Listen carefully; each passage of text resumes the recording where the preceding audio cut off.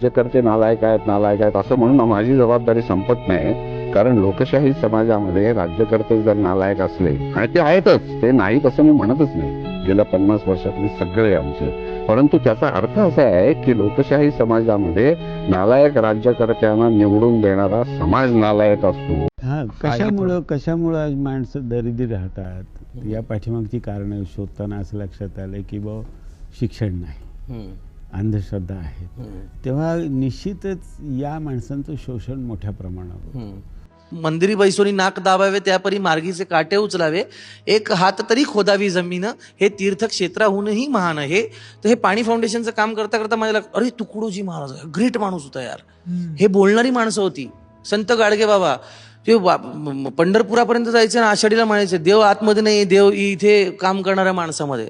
हे केवळ धर्मयुद्ध होतं की धर्म हा टूल होतं? अनेकदा सत्ता संघर्षासाठी धर्म हे टूल असतं का, हा प्रश्न येतो.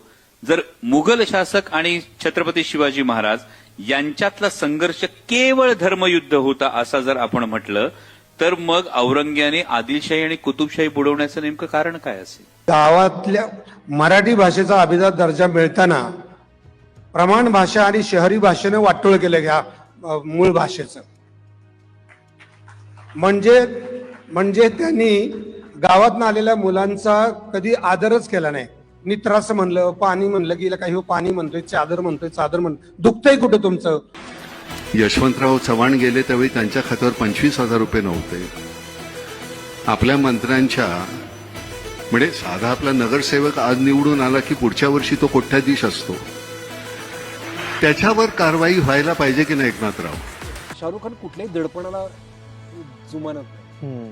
म्हणजे जेव्हा त्याचा मुलगा तुरुंगात गेला तेव्हा अख्ख्या भारताने त्याला बारकाईने बघितलं, कुणापुढे झुकला नाही.